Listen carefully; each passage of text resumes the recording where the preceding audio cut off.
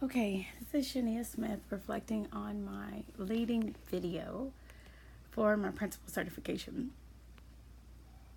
I will say that the leading video has been the best one that I have enjoyed this time around. Not solely because of the leadership, however, partly because I was able to develop a program about building connections and building relationships with students that I feel like is needed within our campus, and that the staff was so supportive of it.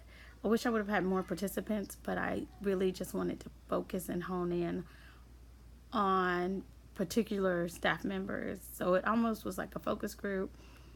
What I would do differently, I think that I would have maybe had some survey questions, and maybe we could have talked about a couple of those things prior to, and maybe compiled the data, and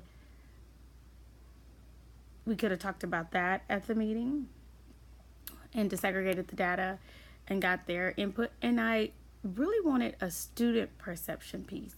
I feel like kids have perceptions, and most people believe perceptions are your reality. And I feel like kids have a litany of reasons to feel the way that they do sometimes, especially since I teach at a high school.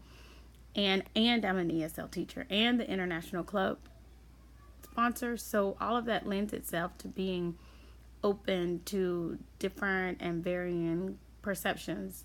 And therefore, I would like to add a student proponent, not a kid, but a student proponent, and see what their viewpoint is, and how does relationships and perceptions from their teachers and things of that nature impact and affect their learning. How does bridging relationships and building connections increase rigor in the classroom with them? So there would be a couple of questions that I would compile and speak with them about.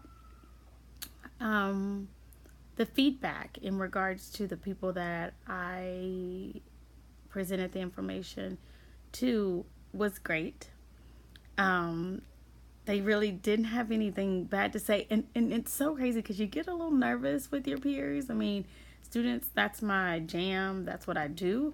But the leading component of this video lends itself to give you the presence of being in a leadership position and filtering information to adults. How are you going to respond to that? How are you going to work with that, and things of that nature? And so I really wanted some, I guess, more constructive criticism. I don't think that they were just not telling me what I wanted to hear. I don't think that at all. I just think the program was good, and it is something that's needed. The research shows it. I had a research component, and I wanted, my whole goal was, is this something that the campus needs, and is this something that the campus can use? And it is. And so maybe that's why the feedback was constructive as well.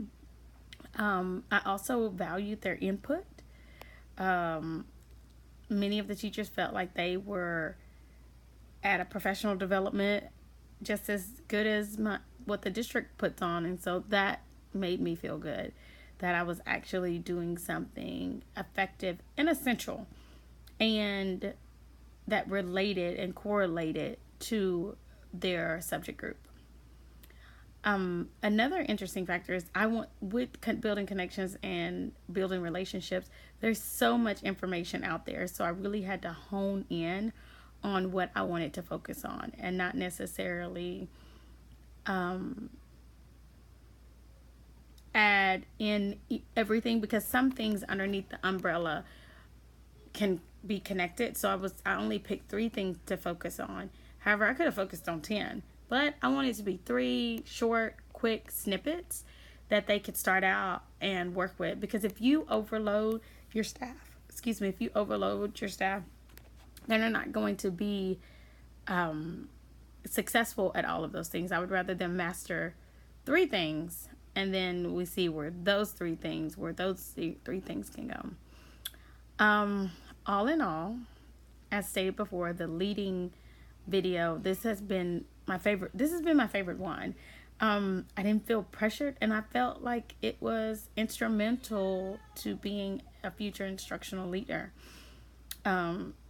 I also felt as though it was something that the teachers could take away with them. My number one goal with professional development, as I've discussed in one of my discussion prompts, is going to a professional development and not being able to utilize or take anything from that. You always want to go to a professional development or any type of session and actually take something from that.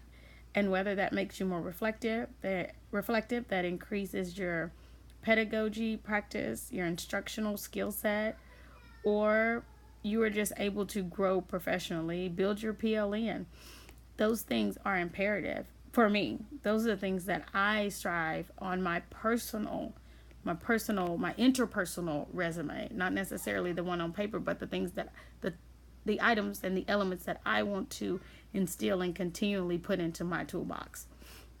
So it was a great presentation and it was a great experience.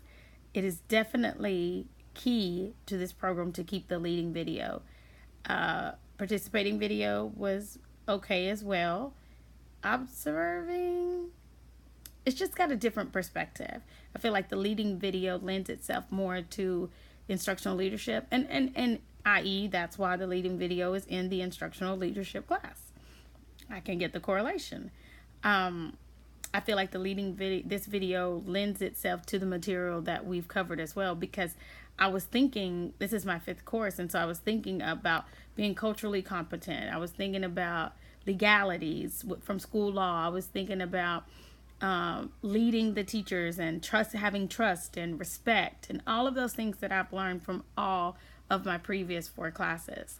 And so, in essence, I'm just thankful for the opportunity to continually to grow as a leader. And I really mean that, because I'm one who really wants to grow and not just get a certificate and not use it or not remember the path that I took in order to get into leadership. And so I was thankful that I was able to present the leading video to my colleagues, or participate in this leading video with my colleagues, and that it's something effective and instrumental for my campus.